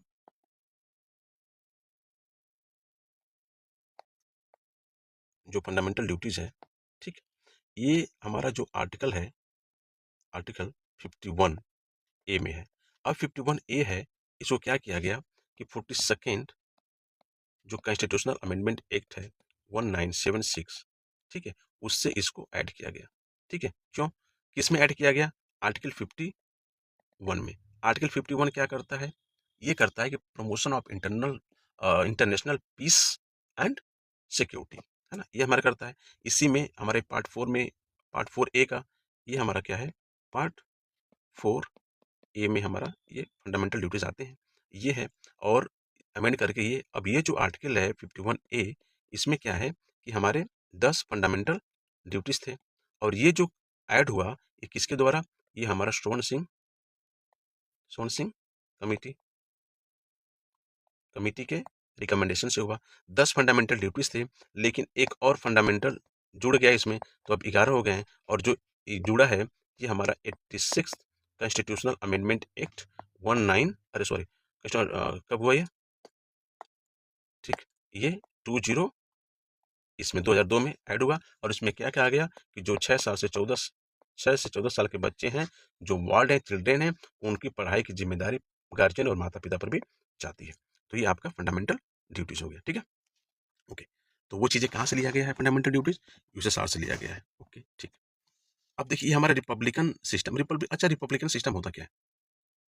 रिपब्लिकन सिस्टम क्या है, इसको भी समझते हैं। देखिए, जो रिपब्लिक है, जो 26 जनवरी को आप रिपब्लिक डे मनाते हैं, तो 26 जनवरी को रिपब्लिक डे क्यों मनाते हैं? मेरा सिंपल एक कंसेप्ट है, आप समझिए। जो हमारा इंडिपेंडेंस है, इंडिपेंडेंस डे, ये आप कब मनाते हैं? 15 अगस्त को, 15 अगस्त को मनाते हैं, ठीक है। प्लस जो हमारा कॉन्स्टिट्यूशन कॉन्स्टिट्यूशन इम्प्लीमेंटेशन टेशन जब हो गया, जिस दिन, तब हमारा क्या हो जाए, रिपब्लिक हो गया, रिपब्लिक हो गया, ठीक है।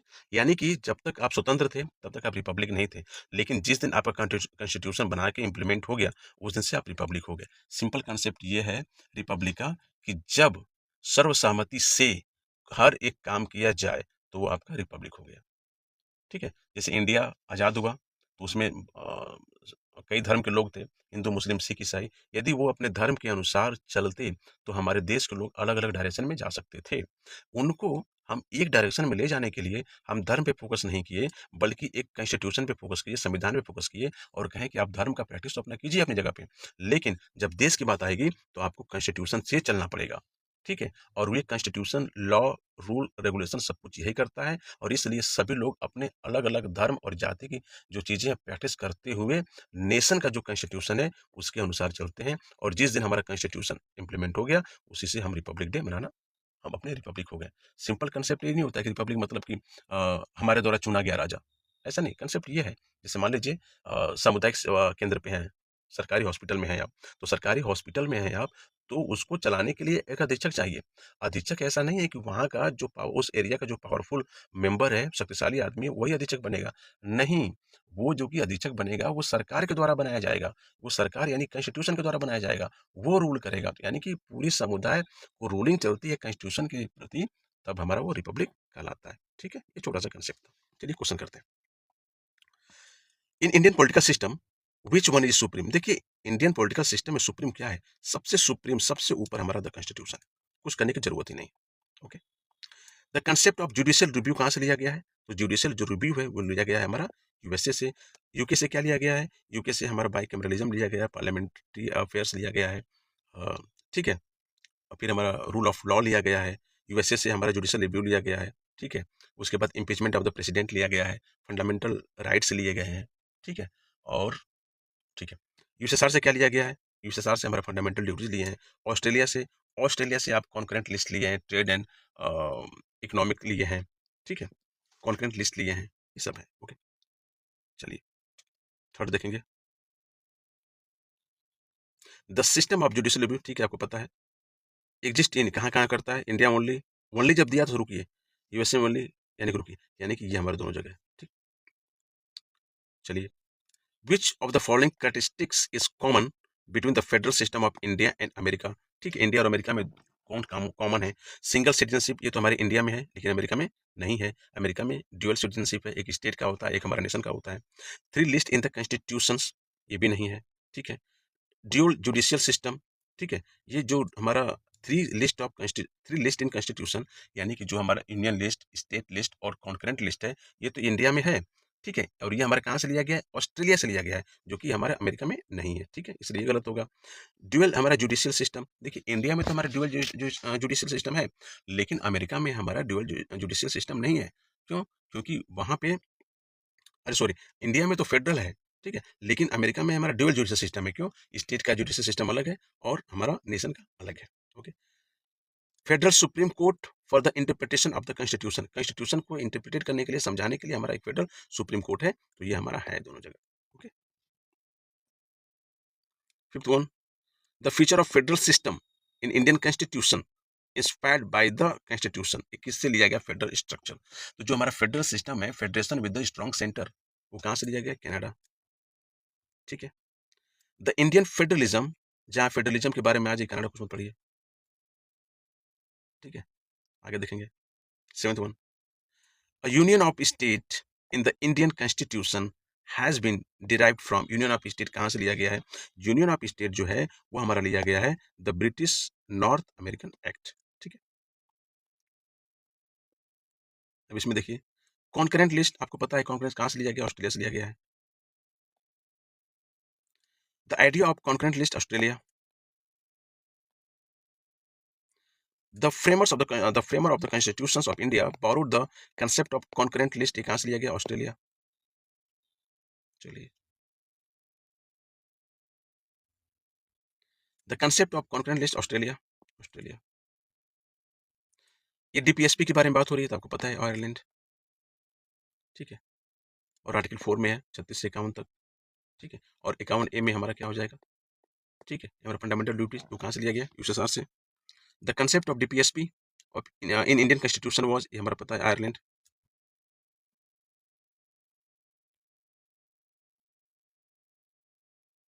नेक्स्ट क्वेश्चन, डीपीएसपी फिर आया तो आयरलैंड, डीपीएसपी फिर आ गया है तो आयरलैंड, ठीक है। फिर हमारा है in giving representation to talent, experience and service in the composition of the council of state, यानी कि Rajya Sabha, the constitution makers of the India were influenced by the example of, ये कहाँ से लिया गया है? ये डीपीएसपी हो गया, और जो राज्यसभा का जो मेंबर नॉमिनेट करेंगे वो सब हमारे आयरिश रिपब्लिक यानी कि आयरलैंड से, यानी कि आयरलैंड से लिया गया है, ठीक है। 17 देखेंगे आप, मैच, अच्छा मैच करना है। फंडामेंटल राइट्स कहाँ से लिया गया है? यूएसए से। पार्लियामेंट्री, ठीक, यानी कि 1 2 B1। इसके बाद देखेंगे इमरजेंसी प्रोविजन, ये हमारी जर्मनी से। डीपीएसपी आयरलैंड से, कनाडा इसमें है नहीं। इसमें दिया है कि which of the following is not correctly matched.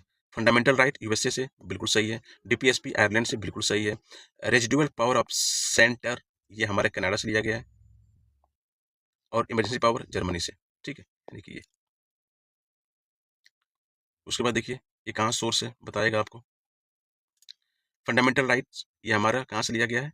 US bill rights, DPSP Ireland, cabinet government British, और यूनियन स्टेट ये, यानी क्या हो जाएगा?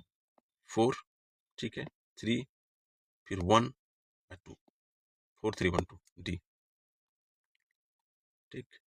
द फंडामेंटल ड्यूटीज कंसेप्ट के बारे में पूछ रहा है, वो कहाँ से लिया गया है? Russia. 23, the constitution of India has become the longest one, ये सबको पता है, ठीक है। The chapter on fundamental rights has been borrowed from the model of American constitution, यानी जो फंडामेंटल राइट है वो अमेरिका से लिया गया, ये भी सही है। लेकिन ये अमेरिका से ही फंडामेंटल राइट लिया गया है, इससे ही हमारा कॉन्स्टिट्यूशन लेंदी हो गया, ये सही है क्या? नहीं। यानी कि दोनों सही है लेकिन करेक्ट एक्सप्लेनेशन नहीं है। यानी कि A R true but R is not correct, ये हमारा बी होगा। ठीक, आगे देखेंगे। The concept of fundamental rights as incorporated in Indian constitution, ये कहाँ से लिया गया है आपको पता है? फंडामेंटल राइट्स, ठीक है, फंडामेंटल राइट्स है, ठीक है, तो अमेरिका। फिर which country the Indian constitution has taken reference for the idea of fundamental rights? USA. ठीक, अब देखेंगे हम क्वेश्चन को, है ना। द क्रिएशन ऑफ द, यदि क्वेश्चन पूछ दिया 250 वर्ड में आप लोग को लिखना है, और क्वेश्चन ऐसा हो सकता है कि the creation of the Indian constitution was a monumental task led by the constituent assembly. It involved a specialized committee and the integration of the best feature from the various world constitutions। ठीक है, इस तरीके से आप introduction आप दे सकते हैं, है ना। यदि ये committee of the constituent assembly and source of the constitution पे 250 वर्ड में यदि कंट्रीब्यूशन पूछ दे लिखने के लिए, तो आप क्या करेंगे? इंट्रो लिखेंगे, ठीक है, इंट्रो इस प्रकार से आप लिखेंगे, और उसके बाद बॉडी पार्ट, और आप कंक्लूड करेंगे आप। तो देखिए, जो important committee of the constituent assembly है, ठीक है, तो इसमें आप इंट्रो में ये भी आप लिख सकते हैं कि ये कॉन्स्टिट्यूएंट असेंबली ऐसा नहीं है कि सडनली हमारा इवॉल्व हो गया, लेकिन इसका एक प्रोसेस था। और वो प्रोसेस हमारा कहाँ से आप शुरुआत करेंगे कि 1861 में, है ना, इंडियन काउंसिल एक्ट 1861 में जब हमारा इंडियन का रिप्रेजेंटेशन स्टार्ट हुआ, जिसमें हमारे 3 मेंबर को इंक्लूड किया गया था। कौन कौन थे? महाराजा ऑफ पटियाला, राजा ऑफ बनारस और सर दिनकर राव।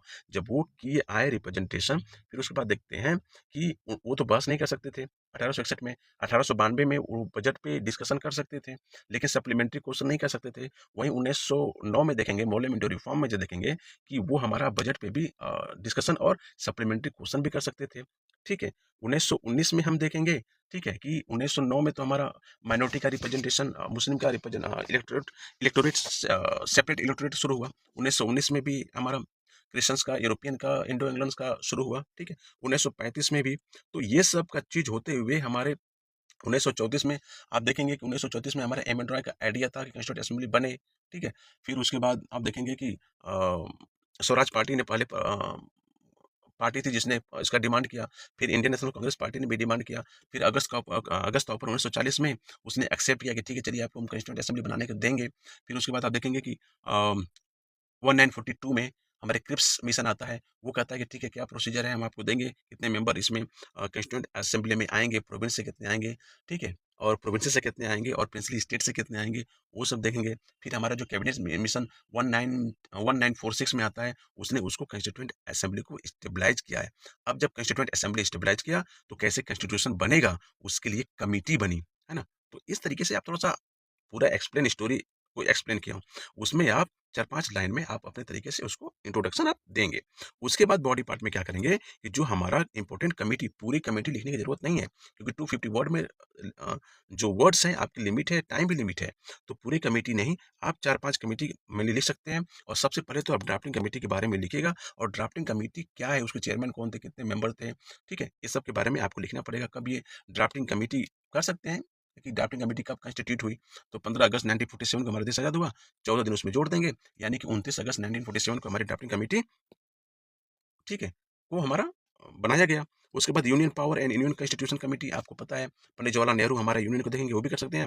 यूनियन का जो भी था और स्टेट का, वो हमारे पंडित जवाहरलाल नेहरू देख रहे थे। लेकिन जो भी हमारे प्रोविंशियल थे, वो हमारे सरदार वल्लभ भाई पटेल देख रहे थे।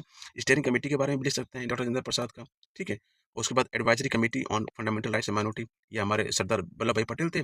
और इसकी फंडामेंटल राइट्स की सब कमेटी देखेंगे, तो सब कमेटी की लिखेंगे, कृपानंद जेपी कृपलानी का देख देंगे आप, है ना, सब कमेटी। और जो माइनॉरिटी के बारे में देखेंगे, जो माइनॉरिटी की जो सब कमेटी थी, वो हमारे एच सी मुखर्जी साहब थे। वही एच सी मुखर्जी साहब कौन थे कि first vice president of the Indian constituent assembly का, ठीक है, ओके। तो इस तरीके से आप लिख के फिर उसको कंक्लूड करेंगे।